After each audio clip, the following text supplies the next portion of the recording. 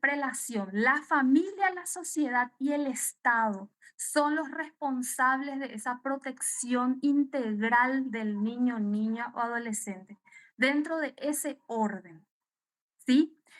Luego, con la evolución de nuestra normativa y teniendo el involucramiento de esta convención, les hablo también de nuestra Constitución Nacional, y en el año 89 también, perdón, en el año, sí, se implementó, en el año 2001, perdón, en el año 2001 se creó, obviamente trayendo a colación todos los principios rectores que trajo la Convención de los Derechos del Niño. Y acá en Paraguay se creó el primer código de la niñez y la adolescencia, que obviamente fue una evolución significativa, porque acá en Paraguay anteriormente estaba el código del menor y ahí como tal el nombre de menor pasó a denominarse de la niñez y la adolescencia, porque el término menor nosotros se considera como un término de discriminación hacia esos niños y adolescentes. Y entonces se empezó a verles a ellos como sujetos de derechos, ¿sí? Ahora, después de toda esta evolución, este código de la niñez y la adolescencia trajo innumerables implementaciones dentro de nuestro sistema de protección de la niñez y la adolescencia. Entre ellos, dentro del órgano administrativo se creó ciertas funciones, se creó la figura de la CODENI, que tiene un involucramiento social de protección a las familias, de acompañamientos a las familias, y también se creó el sistema, dentro del sistema judicial. Se creó el juzgado especializado de la niñez y la adolescencia, la figura del defensor del niño y demás funciones específicas que hacen esa figura especial y tutelar dentro de nuestro fuero especializado de la niñez y la adolescencia. Luego, en el año 2020, que es una ley de pandemia, le digo yo, porque se creó justamente en plena pandemia, pero es una de nuestras leyes normativas modelo que específicamente, independientemente, ya yéndome con la Constitución, la Convención de los Derechos del Niño, el Código de la Niñez y la Adolescencia, ¿qué creó esta ley, la 6486 del año 2020? Esta ley creó el sistema de niños que están dentro de las medidas de cuidado alternativo y la adopción.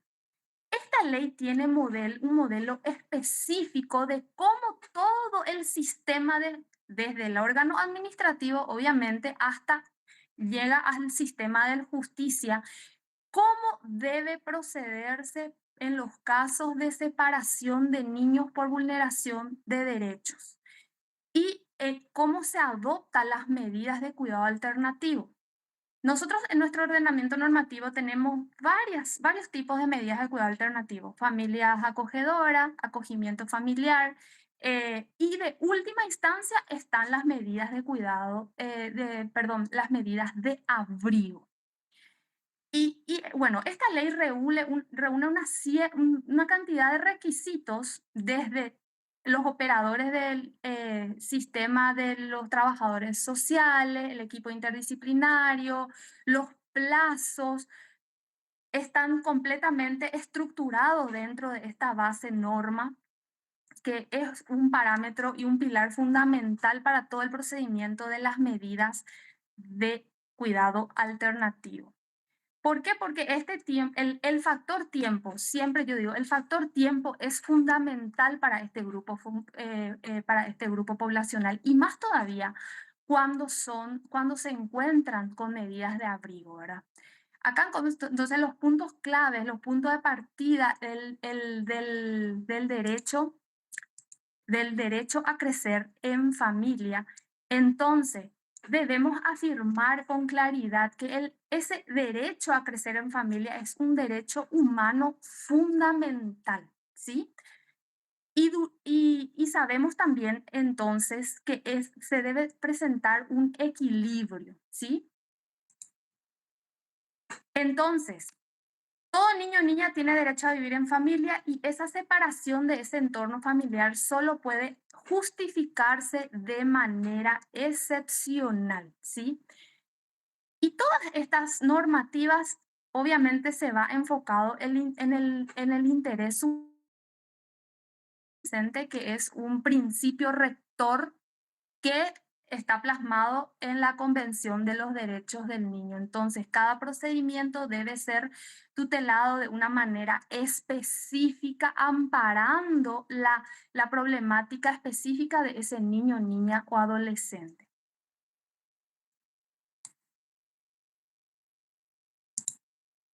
Mm, Bueno, acá el equilibrio entre la protección y la reintegración.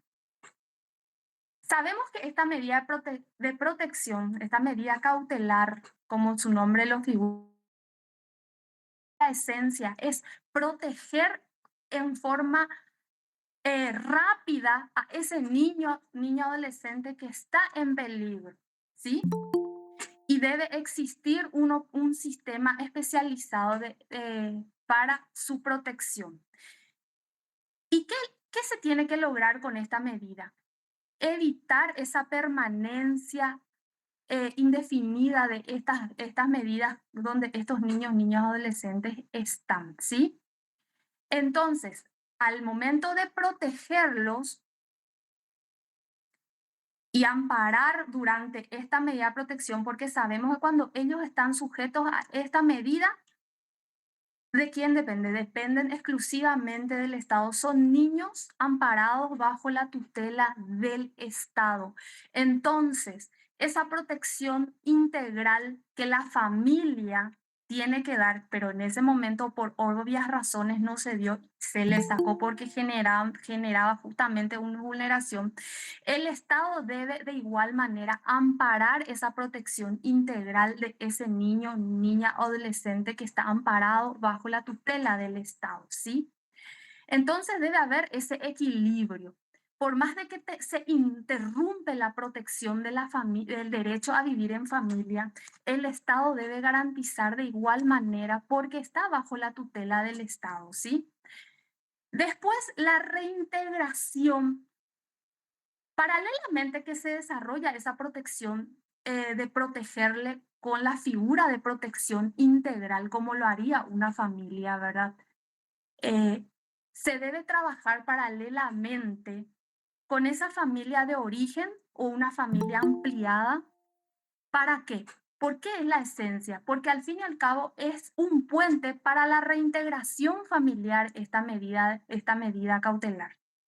La esencia es devolverle a ese niño el derecho a su familia. Y se tiene que trabajar articuladamente con esa familia para poder reintegrarle si es posible. En caso de que no sea posible, ya se ve la medida de adopción. Y acá lo importante y fundamental es el factor tiempo, los regir y sabemos que a veces el sistema de justicia se congestiona, pero darle una prioridad en atención en cuanto a los plazos a este grupo poblacional, porque el factor tiempo de este grupo es fundamental, porque a medida que más están tutelados con esta medida, ellos pueden perder más, pueden tener más desarraigo, ya sea de su identidad, de afecto. Sabemos que cuando ellos están tutelados bajo el Estado, no reemplaza el calor familiar, pero esa protección integral debe estar intacta y eso debe tutelar el Estado. Yo les quiero compartir brevemente sobre una línea de investigación que yo realicé, ¿verdad? Y yo me enfoqué principalmente en grupos poblacionales de adolescentes. Saqué en este caso a niños menores de 13 años y me enfoqué en los adolescentes. ¿Por qué? Porque este grupo poblacional de adolescentes que están con la figura de abrigo, de repente tienen muchas más dificultades para una reintegración familiar, ya sea en su familia o a través de la adopción. ¿Sí? Porque sabemos, se trabaja con las familias, pero a veces las familias, y es lo que yo pude detectar, que a veces por ser adolescentes cuesta más por problemas característicos de carácter que tienen los adolescentes. Entonces la familia ampliada no se quieren hacer cargo de este grupo. Y también la adopción se vuelve mucho más difícil para este grupo, ¿sí? Entonces, el problema es ese, que ellos de repente están con mayor tiempo por su condición de esa edad, ese parámetro de edad, tienen ellos mayor tiempo de estar y tienen presentan esa dificultad de reintegración en su familia o la adopción. ¿Y cuál es el riesgo que yo he detectado? Que a veces que hay un porcentaje que ellos llegan a la mayoría de edad con esta medida de protección, ¿sí? Entonces, el sistema a veces, cuando es mayor de edad, ya no puede, obviamente, involucrarse por obvias razones, porque ya son mayores de edad. Y acá, ay, perdón, quiero cerrar con... Entonces, es importante que paralelamente se trabaje con las familias para una posible reintegración o en su caso, si esto no es posible, la adopción, el Estado buscar las herramientas o un trabajo articulado con varias instituciones para que le pueda brindar a este grupo poblacional, y específicamente hablo de adolescentes porque ellos son el grupo poblacional de riesgo, a que trabajen por con una transición para que ellos lleguen de manera positiva a una autonomía. ¿Sí? Porque, ¿qué ocurre cuando este grupo poblacional alcanza la mayoría dentro del sistema de protección sin haber logrado esa reintegración familiar? Y si no se trabajó de manera articulada para que ellos puedan tener esa independencia. El Estado debe ver las herramientas necesarias y no con políticas públicas que después con el tiempo se desgasten, sino con otra normativa, robustecer con una normativa con varios actores involucrados, Ministerio de Salud, Ministerio y otras varias instituciones que puedan trabajar para dar ese soporte de autonomía cuando no se logra esa reintegración familiar. Entonces, el Estado debe suplir de esa manera cuando ellos a veces no llegan a esa reintegración, porque esa es la fuga detectada en las normativas. Sabemos que los niños tienen derecho a vivir en familia, pero a veces no se llega a concretar por esas problemáticas, ¿sí? Entonces, ay, se oscureció mi pantalla. Quiero cerrar con esa incógnita dentro de mi línea de investigación, porque es un grupo poblacional bastante vulnerable por obvias razones, porque están dentro de la protección del Estado, pero robustecer esas normativas y compartir esos conocimientos incluso con otros países es fundamental para mí, para que esos adolescentes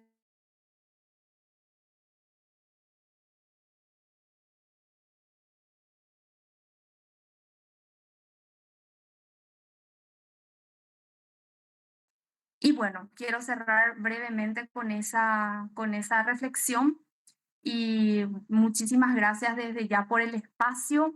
Me dijeron que sea breve, concisa, por el factor tiempo.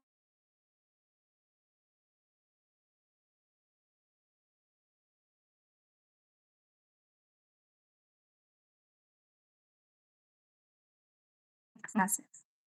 Atinada muy atinada damos paso a periodo de preguntas y respuestas si lo hay. Perdón, no le escuché bien. Damos paso al periodo de preguntas y respuestas si hay preguntas entre el público que participa. Si hay preguntas. Estoy atenta.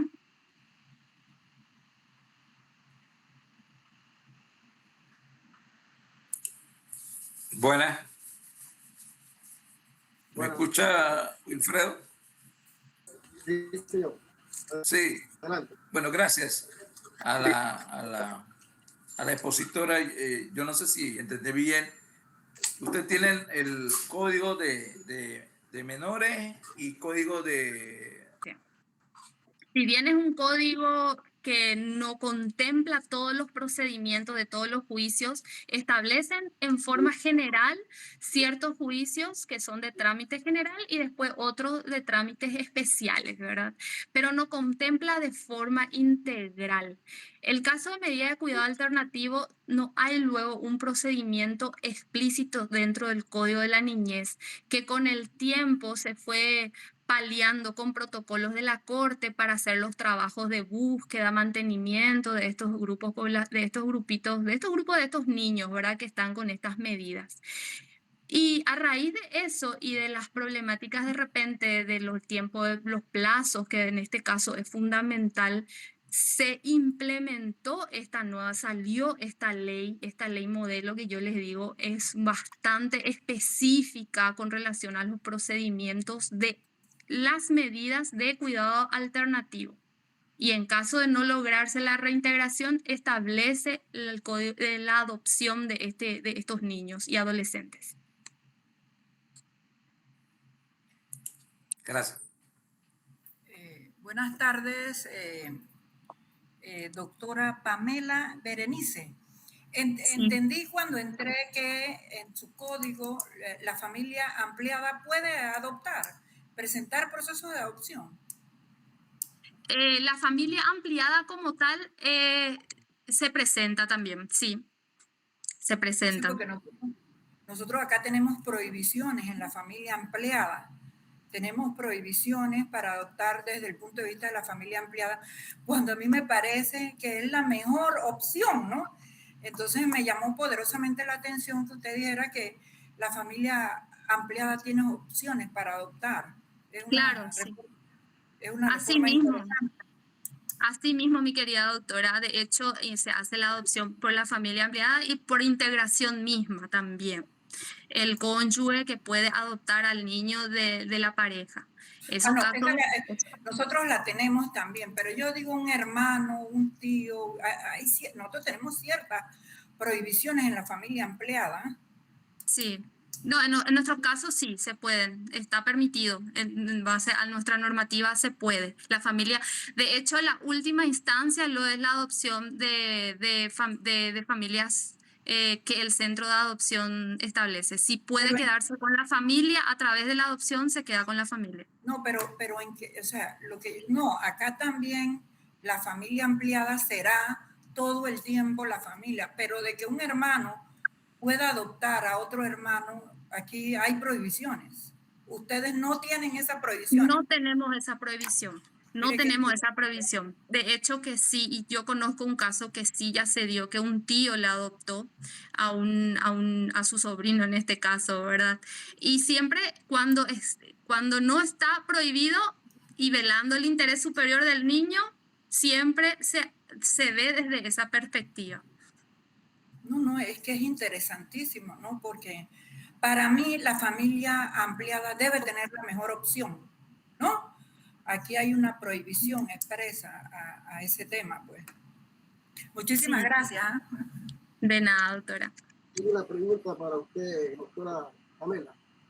Considerando que el derecho a crecer en familia es un pilar fundamental, ¿cuáles considera usted que pudieran ser los principales obstáculos legales para transitar o migrar de modelo de albergue para la niñez hacia programas específicos de acogimiento familiares temporales? Sí. Yo pienso que cuando el derecho a vivir en familia es un derecho tutelado. Obviamente, cuando se presenta esa separación por vulneración de derechos, el Estado ahí es el responsable directo de ese niño o niña adolescente. Si bien no puede suplir todos los demás componentes que puede brindar una familia, puede reemplazar el enfoque de esa protección integral para que siga creciendo ese niño y ser orientado de manera positiva, ¿verdad? Yo considero que las políticas públicas acá son fundamentales y el involucramiento de varias instituciones claves para robustecer. ¿Y cómo se robustece? Porque las políticas públicas sabemos que de repente se pueden desvanecer con el tiempo, ¿verdad? O por cuestiones de periodos y periodos de gobierno, porque esa de repente puede ser ciertas realidades. Entonces, robustecer con una normativa, responsabilizarle a varias instituciones claves por ejemplo, como son niños del Estado, el Estado es el responsable de esos niños. Entonces, las demás instituciones que son entes del Estado deben articular para proteger de forma integral a ese niño. Desde la salud, el Ministerio de Salud. Les doy nomás un ejemplo. Desde el Ministerio de Educación, por ejemplo, acá como le llamamos, en la parte de educación. Y así, y articular con una normativa sólida para amparar a estos niños en caso de que, porque se presenta esta problemática de que, ¿qué pasa si no pueden reintegrar? ¿O qué pasa si no llega a la adopción? No se articuló una transición positiva para este grupo de adolescentes que después llega a la mayoría de edad y ya todo el sistema ya es mayor de edad, ya sos adulto, ya sos autónomo. Pero ¿cómo podés ser autónomo si no tuviste las herramientas necesarias para llegar a esa adultez positiva? Excelente, excelente, doctor. ¿Tiene alguna otra pregunta? Bueno, si no hay preguntas, yo quiero aprovechar para agradecerle a la doctora y de paso, ya que hay unos minutos extras ahí, leerle parte de su currículo que se me pasó por razones de tecnología en esta computadora.